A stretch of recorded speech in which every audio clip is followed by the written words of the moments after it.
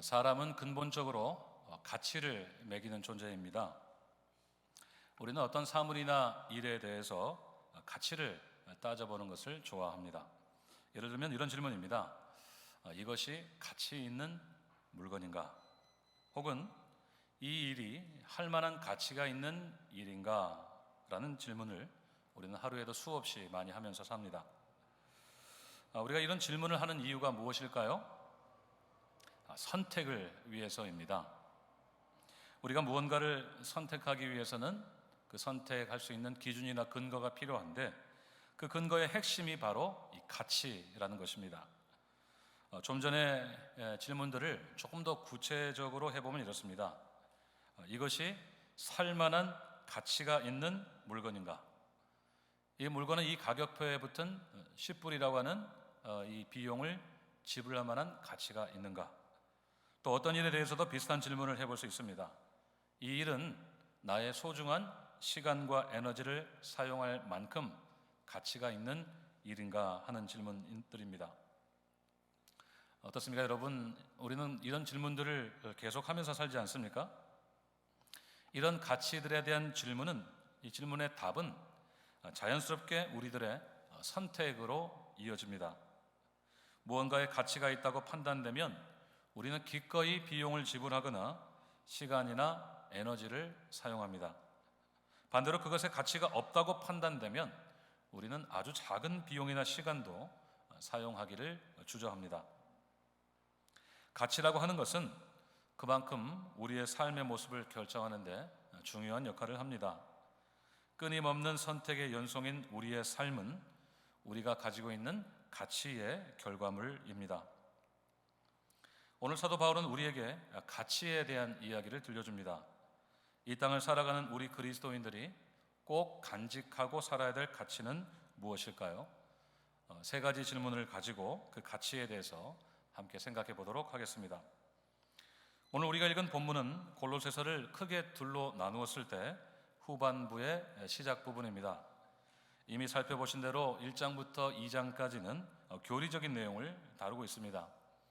하나님의 비밀이신 예수 그리스도가 얼마나 크고 영광스러운 분이신지를 설명했습니다. 그리고 3장부터 4장까지 나머지 절반은 실천적인 내용을 다루고 있는데요. 예수 그리스도를 믿는 사람이 어떻게 살아가야 되는지를 설명하고 있습니다. 특별히 오늘 우리가 읽은 3장 1절부터 4절까지는 전반부와 후반부를 잇는 일종의 다리 역할을 하고 있습니다. 전반부에 다룬 교리들을 다 요약하면서 후반부에 설명할 내용들의 서론을 제시하고 있습니다. 단 4절밖에 안 되지만 중요한 질문들을 우리에게 던져주고 있습니다. 자, 첫 번째 질문부터 살펴보겠습니다. 오늘 본문 1절 말씀을 다 함께 읽도록 하겠습니다. 본문 1절입니다. 시작. 그러므로 너희가 그리스도와 함께 다시 살리심을 받았으면 위의 것을 찾으라. 거기는 그리스도께서 하나님 우편에 앉아 계시느니라. 아멘. 바울은 먼저 이 편지를 읽는 골로새 교인들을 향해서 이렇게 말합니다. 그러므로 너희가 그리스도와 함께 다시 살리심을 받았으면. 이 그러므로라고 하는 말은 앞에서 바울이 설명한 예수 그리스도에 대한 모든 것을 다 가리킵니다. 그 예수 그리스도와 함께 너희가 다시 살리심을 받은 것을 확신한다면 이라고 하는 하나의 대전제를 말하고 있습니다. 첫 번째 질문은 이것입니다. 당신은 그리스도와 함께 다시 살리심을 받았습니까? 함께 읽겠습니다. 시작. 당신은 그리스도와 함께 다시 살리심을 받았습니까? 아멘. 바울은 그들이 그리스도와 함께 다시 사는 경험을 했는가 질문하고 있습니다. 다시 말하자면 당신은 거듭났습니까? 이렇게 질문하고 있습니다. 이 질문이 중요한 것은 앞으로 설명할 그리스도인들의 실제적인 삶에 있어서 근본적인 전제가 되기 때문입니다. 이 질문에 대한 대답이 분명하지 않으면 앞으로 설명할 내용들이 무의미해지기 때문에 바울은 가장 먼저 거듭남에 대해서 확인하고 있는 것입니다. 예수 그리스도와 함께 다시 살리심을 받지 않았으면, 혹은 그것에 대한 확신이 없다면 제 아무리 경건하고 영적으로 보이는 일들도 다 의미가 없어지기 때문입니다. 쉽게 말하면 그것은 종교 생활이지 영적인 생활이라고 하기 어렵게 된다는 말씀입니다. 여러분은 그리스도와 함께 다시 살아나셨습니까? 이 질문에 대해서 잠시 생각해 보겠습니다. 그리스도와 함께 다시 살리심을 받았는가 하는 질문은 우리가 그리스도와 함께 죽었는가 라는 질문을 포함하고 있습니다. 죽어야 다시 살리심을 받을 수 있기 때문이죠. 그래서 이 질문은 당신은 그리스도와 함께 죽고 그리스도와 함께 다시 살아났습니까? 라고 하는 질문이 됩니다.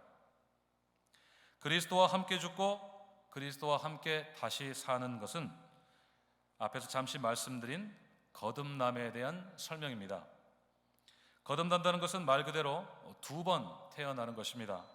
한 번은 육신을 입고 어머니의 뱃속에서 태어나는 것이라고 한다면, 두 번째 태어나는 것은 우리가 영적으로 새롭게 태어나는 것을 의미합니다. 그런데 바울은 이 거듭남의 원리를 2장에서 어떻게 설명했습니까? 우리는 어떻게 거듭났습니까? 무엇을 받음으로? 세례를 받음으로 거듭났습니다. 지난주에 지난번에 살펴보시죠. 2장 12절 말씀을 함께 읽도록 하겠습니다. 시작. 너희가 세례로 그리스도와 함께 장사되고 또 죽은 자들 가운데서 그를 일으키신 하나님의 역사를 믿음으로 말미암아 그 안에서 함께 일으키심을 받았느니라. 아멘. 자, 세례를 어떻게 설명하고 있습니까? 그리스도와 함께 장사되고 그리스도와 함께 일으키심을 받는 것이라고 설명하고 있습니다. 그러니까 예수님과 함께 죽고 예수님과 함께 사는 것이 세례라고 하는 것입니다. 우리는 세례를 통해서 거듭남을 경험할 수 있습니다. 누구든지 세례를 받으면 예수님의 죽음이 나의 죽음이 되고 예수님의 부활이 나의 부활이 되는 것입니다. 그런데 여기서 말하는 세례는 어떤 세례를 가리킬까요? 저 같은 목회자가 집례하는 세례식을 가리킬까요? 아니면 다른 세례를 가리킬까요? 자, 세례에는 크게 두 가지가 있습니다. 하나는 물세례이고 또 하나는 성령 세례 혹은 불세례입니다. 마태복음 3장 11절에서 세례 요한은 세례에 대해서 이렇게 설명합니다. 함께 읽겠습니다. 시작. 나는 너희로 회개하게 하기 위하여 물로 세례를 베풀거니와 그는 성령과 불로 너희에게 세례를 베푸실 것이요. 아멘. 요한 자신이 주는 세례는 무엇으로 주는 세례입니까? 물로 주는 세례이고 예수님이 주시는 세례는 성령과 불로 주시는 세례다 설명을 하고 있습니다. 물 세례는 말 그대로 물로 행하는 세례입니다. 저 같은 목회자가 손에 물을 적셔서 세례받는 사람의 머리에 손을 얹어 베푸는 세례입니다. 침례교의 경우처럼 세례받는 사람을 물에 잠기게 하는 이 침례도 역시 물 세례의 한 형태입니다. 물 세례는 눈에 보이는 세례입니다. 그렇다면 성령 세례 혹은 불 세례는 어떤 세례입니까? 눈에 보이지 않는 세례입니다. 그 세례를 누가 베풉니까? 성령 세례니까 성령께서 베푸시는 세례입니다. 그런데 그 세례는 언제 받습니까? 그 세례는 언제 받아요? 우리가 예수님을 믿을 때 받습니다. 우리가 예수님을 주로 고백하는 순간 받는 세례가 성령 세례 혹은 불 세례입니다. 요한은 예수님이 눈에 보이지 않는 그 세례, 성령과 불로 세례를 주실 것이라고 했습니다. 자, 이 두 세례 중에서 오늘 바울이 말하고 있는 세례는 어떤 세례일까요? 성령 세례 혹은 불 세례입니다. 그리스도와 함께 장사되고 그리스도와 함께 부활하게 하는 이 세례는 예수님을 믿는 순간 받는 보이지 않는 세례입니다. 좀 전에 읽으신 2장 12절을 다시 보시면 믿음으로 말미암아 일으키심을 받는다고 했습니다. 예수님을 다시 살리신 하나님을 믿고 죽으시고 다시 사신 예수님을 믿으면 누구나 다 받는 세례가 성령 세례이고, 그 성령 세례를 통해서 우리는 거듭나고 우리의 모든 죄가 다 깨끗하게 씻김을 받는다는 것입니다. 성령 세례는 어떤 신비한 체험이라기보다는 주 안에서 거듭나는 일입니다. 눈물과 벅찬 감격같이 감정적으로 흥분된 상태를 경험할 수도 있지만 꼭 그렇지 않을 수도 있습니다. 예수님을 진실한 마음으로 믿고 구주로 영접했다면 누구나 다 받는 세례입니다. 예수님을 믿는 믿음을 주시는 분이 성령 하나님이시기 때문에 우리는 예수님을 믿는 순간 성령으로 세례를 받는 것입니다. 이해가 되십니까? 아멘. 자, 그렇다면 물세례는 어떤 의미가 있을까요? 우리가 예수님을 믿음으로 성령 세례를 이미 받았다는 것을 하나님과 사람 앞에서 시인하는 행위입니다. 이미 그리스도와 함께 죽고 그리스도와 함께 다시 살아나서 모든 죄가 다 용서받았고 영원한 생명을 얻었다는 믿음의 고백으로 받는 세례입니다. 목회자와의 충분한 공부와 문답을 통해 믿음이 확인된 사람에게 베푸는 세례입니다. 그래서 어떤 신학자는 이 물세례를 구원 이후에 받는 세례다 이렇게 설명했습니다. Baptism after salvation 이렇게 부르기도 합니다. 예수를 믿고 이미 구원받은 사람이 받는 세례가 이 물세례인 것입니다. 자, 그러면 다시 질문하겠습니다. 여러분은 그리스도와 함께 다시 살리심을 받으셨습니까? 여러분은 그분과 함께 죽고 그분과 함께 다시 살아나셨습니까? 여러분은 성령 세례를 받으셨습니까? 여러분은 거듭나셨습니까? 여러분은 구원 받으셨습니까? 아멘. 이 모든 질문에 대한 대답은 한 질문에 대한 대답으로 대신할 수 있습니다. 여러분은 예수님을 믿으십니까? 아멘. 아멘입니다. 아멘. 오늘부터 이 질문에 대해서 여러분 확실하고 자신 있게 대답하실 수 있으시길 바랍니다. 우리는 예수님을 오직 믿음으로 거듭났습니다. 예수님을 믿는 순간 받은 성령 세례를 인해서 우리는 그리스도와 함께 죽고 그리스도와 함께 다시 살리심을 받았습니다. 옛사람이 죽고 새 사람으로 거듭났습니다. 그리고 우리는 영생을 선물로 받았습니다. 할렐루야. 여러분 꼭 기억하십시오. 우리가 거듭난 것은 오직 예수님을 믿음으로 가능한 일이었습니다. 다른 어떤 것이 필요하지 않습니다. 믿음 하나면 충분합니다. 이것이 바로 신앙생활의 출발점입니다. 이 거듭남에 대한 확신이 없는 상태에서 하는 우리의 신앙생활은 무의미합니다. 우리가 아무리 그럴싸한 신앙생활을 하더라도 또 아무리 많은 봉사를 하더라도 그것은 앞에서 말씀드린 대로 종교적인 활동이지 참다운 의미에서의 신앙생활이라고 하기가 어렵습니다. 신앙이 성장하기는 더 어렵습니다. 오히려 율법주의나 신비주의 같은, 지난번에 살펴보셨죠? 그런 거짓된 가르침에 미혹되고 흔들리기가 쉽습니다. 예수님을 믿고 영접하셨다면 그리스도와 함께 내가 이미 죽었고 그리스도와 함께 다시 살리심을 받으셨다는 것을 꼭 믿으시기를 바랍니다. 여러분이 주 안에서 거듭나셨다는 것을 꼭 믿으시기를 바랍니다. 그래서 참다운 신앙 위에서 날마다 성장하시기를 간절히 바랍니다. 누구도 흔들 수 없고 누구도 미혹할 수 없는 견고한 믿음으로 승리하는 여러분 되시기를 우리 주님의 이름으로 축원드립니다. 아멘. 자, 두 번째 질문을 드리겠습니다. 두 번째 질문은 이것입니다. 당신은 위의 것을 찾고 있습니까? 당신은 위의 것을 찾고 있습니까? 1절을 다시 보시면 너희가 그리스도와 함께 다시 살리심을 받았으면 그 다음에는 어떻게 하라고 했습니까?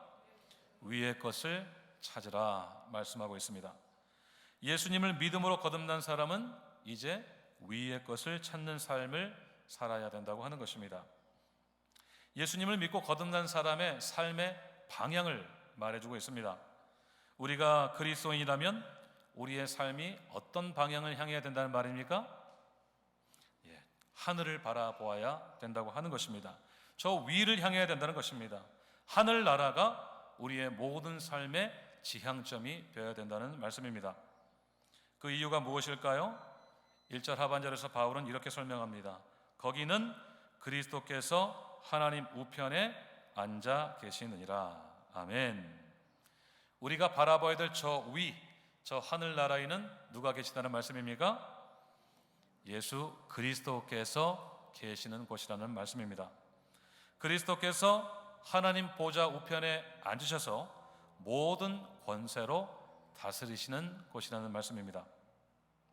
왜 우리는 예수님이 계신 곳을 늘 구하며 살아야 될까요? 우리가 예수님 안에서 거듭났기 때문입니다. 우리가 그분과 함께 십자가에 죽고 그분과 함께 십자가에 다시 살아났기 때문에 우리의 모든 삶의 목적과 관심은 오직 그분이 계신 곳을 향해야 된다고 하는 것입니다.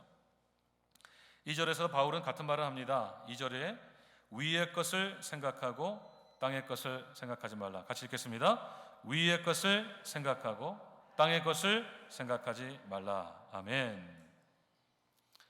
예수 그리스도 안에서 거듭난 사람은 이 땅의 것에 마음을 두지 말고 예수님이 계신 하늘나라를 늘 생각하며 살아야 된다는 말씀입니다. 우리의 마음이 늘 하나님 나라에 가 있어야 된다는 것입니다. 그런데 사실 우리는 위에 있는 것에 관심을 가지기가 더 쉽습니까? 아니면 땅에 있는 것에 대한 관심을 가지기가 쉽습니까? 100% 동의하시네요. 땅에 있는 것에 관심을 가지기가 쉽습니다. 우리는 땅에 있는 것을 좋아합니다. 눈에 보이고 손에 잡히는 것들이 우리에게 훨씬 더 매력이 있습니다. 우리는 그림의 떡보다는 실제 먹을 수 있는 떡을 더 선호합니다. 요즘 대세인 먹방을 보시면 어떤 생각이 드세요? 이 TV를 켜도 인터넷을 켜도 맨날 먹는 방송이잖아요. 그런 방송을 보면 어떤 생각이 드세요? 먹고 싶다 이런 생각이 들죠. 그리고 나서 전화기를 집어들죠. 온라인으로 오더할 수 있는데 어딘가 빨리 가서 사다가 먹고 싶은 생각이 듭니다. 내 입으로 들어오는 음식이 맛이 있는 것이지 내 입으로 안 들어오면 아무리 음식이 맛있게 보이고 그럴싸한 설명이 붙어도 나에게 맛이 있는 것이 아닙니다. 우리가 눈에 보이지 않는 하늘에 관심을 두고 늘 영적인 생각들을 하면서 우리 주변에서 일어나는 모든 일들을 하나님 나라의 관점에서 생각하는 일들은 우리에게 그다지 자연스럽지가 않습니다. 위에 있는 것들이 우리에게 조금 막연하게 느껴질 뿐만 아니라 눈에 보이는 것도 다 이해하지 못하는 우리가 눈에 보이지 않는 것들을 생각하며 사는 것이 우리에게 익숙하지 않기 때문입니다. 위의 것을 생각하는 것은 눈에 보이고 손에 잡히는 것을 더 선호하는 우리의 본성을 거스르는 일로 보입니다. 하지만 바울은 우리에게 불가능한 일을 강요하고 있지 않습니다. 그것은 분명히 우리에게 가능한 일이기 때문입니다. 그 이유가 무엇일까요? 우리가 그리스도 안에서 이미 거듭났기 때문입니다. 우리가 예수님과 함께 죽고 예수님과 함께 다시 살아났기 때문입니다. 땅에 속한 옛사람이 이미 죽었고 하늘에 속한 새 사람으로 거듭났기 때문입니다. 사랑하는 여러분, 우리가 예수님을 믿고 거듭난 것은 우리의 삶의 영역 속에 어떤 종교의 영역의 빈칸에 기독교 신앙이라고 하는 종교 하나가 추가된 정도가 아닙니다. 거듭남은 우리가 존재적으로 다른 사람이 되었다는 것을 의미합니다. 우리 안에 근본적인 변화가 일어난 것입니다. 무엇보다도 우리는 영적인 세계에 눈을 뜨는 경험을 했습니다. 이전에는 전혀 관심도 없고 무지했을 뿐만 아니라 오히려 배척했던 영적인 세계가 이제는 나의 삶이 되어버린 것입니다. 예를 한번 들어볼까요? 우리가 예수님을 믿기 전에는 하나님을 찬양하는 노래가 들렸을 때 여러분 어떻게 들으셨어요? 저게 무슨 노래인가 하는 그런 생각이 들지 않으셨습니까? 찬송가는 고전음악 클래식 같기도 하고 요즘 유행하는 CCM은 대중가요 같긴 한데 노랫말이 좀 이상하다는 생각이 들 수가 있습니다. 자꾸 주님을 자꾸 부르고 하나님이란 말이 자꾸 들리는데 사람들이 노래를 부르면서 박수를 쳤다가 손을 들었다가 울기도 했다가 웃기도 했다가 하는 모습을 보면 좀 이상하다는 생각이 들었을 겁니다. 그런데 우리가 예수를 믿고 거듭난 후에는 어떻습니까? 찬양이 어떻게 들립니까? 찬양이 어떻게 들려요? 은혜롭게 들리죠. 아주 잘 들립니다. 전에는 이상하게 들리던 가사들이 우리의 마음에 와닿고 나도 모르게 리듬에 맞춰서 박수를 치고 손을 들고 찬양을 하고 있는 우리 자신을 발견합니다. 그러니까 이전에 전혀 생소하고 도대체 무슨 노래인가 싶었던 노래가 이제는 나에게 은혜가 되는 것이죠. 이것이 우리가 이전과는 완전히 다른 사람이 되었다는 증거입니다. 우리가 영적인 세계에 눈을 떴고 이전에는 나와 아무런 관계가 없는 하나님이 내 아버지가 되셨고 예수님이 내 구원자가 되셨습니다. 그리고 성령 하나님이 이제 아주 내 안에 아예 들어와 계십니다. 우리의 소속이 이 땅에서 하늘로 옮겨진 것입니다. 우리의 시민권이 이 땅이 아니라 저 하늘에 속하게 된 것입니다. 우리가 거듭남을 경험하면서 기독교 신앙이 우리의 삶의 일부분이 된 것이 아니라 우리의 삶의 전부가 되어버린 것입니다. 그래서 우리는 위의 것을 추구하며 살 수가 있습니다. 땅의 것보다는 하늘의 것을 더 좋아하고 더 추구하고 싶은 마음이 우리 안에 준비되어 있습니다. 그래서 바울은 우리에게 억지스러운 요구를 하고 있는 것이 아닙니다. 하기 싫어 죽겠는데, 너무 하기 싫은데 꼭 해야 된다 이렇게 강요하는 것이 아니라 우리가 충분히 할 수 있고 그렇게 하고 싶어하는 마음을 더욱 격려하고 있는 것입니다. 사랑하는 여러분, 거듭남의 확신을 가진 사람은 언제나 하늘나라의 삶을 살 수 있음을 꼭 기억하시기를 바랍니다. 천국은 우리가 죽음을 통과해야만 경험할 수 있는 어떤 영광이 아니고 우리가 이 땅에 두 발을 딛고 살면서도 하늘을 바라볼 때 누릴 수 있는 특권 중에 특권입니다. 위에 있는 것을 생각하며 찾을 때마다 우리는 언제나 어디서나 어떤 상황에서나 하늘나라를 경험할 수 있는 것입니다. 특별히 우리는 하나님 우편에 앉아 계신 예수 그리스도를 언제나 경험할 수가 있습니다. 우리가 위에 있는 것을 찾는다는 것은 궁극적으로 거기에 계신 예수 그리스도를 구하고 찾는 것을 의미합니다. 우리가 예수 그리스도를 구할 때마다 우리는 그분이 통치하시는 천국을 경험할 수 있다는 사실을 꼭 기억하시기를 바랍니다. 우리를 위해 십자가에 죽으시고 부활하신 주님, 우리의 전부가 되신 주님을 향한 우리의 사랑과 헌신의 마음을 올려드릴 때 이 땅이 주는 것과는 비교할 수 없는 크고 영원한 기쁨이 우리 안에 넘치시기를 주님의 이름으로 축원드립니다. 이것이 우리가 이 땅을 살면서 추구해야 되는 궁극적인 가치입니다. 마지막으로 세 번째 질문을 드리겠습니다. 세 번째 질문은 이것입니다. 당신의 생명이신 그리스도께서 다시 오실 날을 소망합니까? 같이 읽어볼까요? 당신의 생명이신 그리스도께서 다시 오실 날을 소망합니까? 3절 말씀을 함께 읽겠습니다. 3절 시작. 이는 너희가 죽었고 너희 생명이 그리스도와 함께 하나님 안에 감추어졌습니다. 아멘. 이미 앞에서 말씀드린 거듭남의 원리를 설명하고 있습니다. 우리가 그리스도와 함께 이미 죽었고 그리스도와 함께 다시 살아났는데 우리의 생명이 그리스도와 함께 하나님 안에 감추어졌다고 했습니다. 이 말은 우리가 거듭남으로 얻게 된 영원한 생명이 아직은 선명하게 드러나지는 않는다는 의미입니다. 이미 보장된 영생이 우리에게 분명히 있지만 우리가 이 땅에서의 삶을 사는 동안은 세상 사람들과 뚜렷이 구별되지는 않는다는 말씀입니다. 영생이 있는 우리와 영생이 없는 그들 사이에 확연한 차이가 없게 보인다는 말씀입니다. 그렇다면 그 생명이 언제 분명하게 드러날까요? 예수님이 이 땅에 다시 오실 때입니다. 4절 말씀을 같이 읽겠습니다. 4절 시작.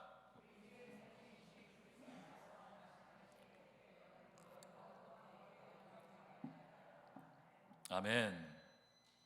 예수님이 재림하실 때 그분 안에 있는 우리의 생명도 영광 중에 나타나게 될 것이라는 말씀입니다. 여러분, 그 영광은 어떤 영광일까요? 결론적으로 말씀을 드리자면 예수 그리스도의 영광입니다. 우리 안에 있는 어떤 영광이 극대화되어서 우리가 사람으로서 혹은 우리 생애에 가장 영광스러운 상태가 되는 것이 아니라 예수 그리스도의 영광, 독생하신 하나님의 그 큰 영광에 우리가 동참하는 상태가 된다는 말씀입니다. 빌립보서 3장 21절 말씀 같이 읽겠습니다. 빌립보서 3장 21절 시작. 그는 만물을 자기에게 복종하게 하실 수 있는 자의 역사로 우리의 낮은 몸을 자기 영광의 몸의 형체와 같이 변하게 하시리라. 아멘. 아멘. 예수 그리스도께서 우리의 낮고 천한 몸을 자기의 영광스러운 몸처럼 만들어 주신다는 것입니다. 우리를 그분의 영광에 동참하게 해 주신다는 말씀입니다. 여러분, 얼마나 크고 놀라운 영광이 되겠습니까? 그것은 사람의 어떤 말로도 표현할 수 없는 신적인 영광입니다. 사람이 이 땅에서 누릴 수 있는 최고의 영광과는 비교할 수 없는 영광입니다. 우리가 어떤 영광을 상상하든지 그 영광보다 더 훨씬 큰 영광입니다. 그 영광을 우리가 장차 주님이 오실 그 날에 누리게 된다고 하는 것입니다. C.S. 루이스는 인류 역사에서 이 세상을 위해 가장 많이 일한 그리스도인들이 다음 세상에 대해서 가장 많이 생각했던 사람들이었다고 말합니다. 주님이 다시 오실 때 누리게 될 영광을 사모하면서 이 땅에서의 삶을 살아갔던 사람들을 통해서 이 온 세상이 달라졌다는 말씀입니다. 그 날을 바라보며 자신의 모든 삶을 드렸던 예수님의 제자들을 통해서 로마 제국이 기독교 국가로 바뀌는 일이 있었습니다. 후에는 영국의 복음주의자들을 통해서 노예 제도가 폐지되었던 것도 지적했습니다. 극심한 핍박과 불이익을 당하면서도 그들이 끝까지 믿음의 흔적을 남길 수 있었던 것은 그들이 장차 누릴 그리스도의 영광을 바라보면서 끝까지 인내했기 때문이라는 것입니다. 그들에게 있어서 최고의 가치가 오직 예수 그리스도께서 주실 영광이었던 것입니다. 그렇기 때문에 그들은 끝까지 믿음의 선택을 타협하지 않고 그렇게 살았고, 그런 놀라운 변화가 온 세상에 나타났던 것입니다. 말씀을 맺겠습니다. 오늘 바울은 우리 모든 그리스도인들이 꼭 붙잡아야 될 가치를 분명하게 말해주고 있습니다. 그 가치는 오직 예수 그리스도 한 분뿐입니다. 그리스도는 우리 모든 그리스도인들의 궁극적인 가치이십니다. 그리스도 안에서 거듭난 사람은 반드시 위에 있는 것을 찾고 늘 생각하고 그분이 다시 오실 날 마침내 누리게 될 영광을 삶의 궁극적인 가치로 여기는 사람인 것을 오늘 우리에게 가르쳐주고 있는 것입니다. 그리스도 안에서 거듭나셨습니까? 위에 있는 것을 찾고 계십니까? 다시 오실 주님의 영광에 동참할 그 날을 간절히 기다리십니까? 아멘, 아멘입니다. 우리의 삶의 모든 여정에서 오직 우리를 살리시고 하나님 보좌 우편에서 지금도 통치하시고 마침내 다시 오실 예수님만을 최고의 가치로 여기실 수 있기를 바랍니다. 그것이 우리 평생의 삶의 선택의 기준이 되어서 살든지 죽든지 그 예수님이 계시는 하늘나라를 찾고 구하는 우리 평생의 삶이 되시기를 주님의 이름으로 축원드립니다. 다 함께 기도하겠습니다.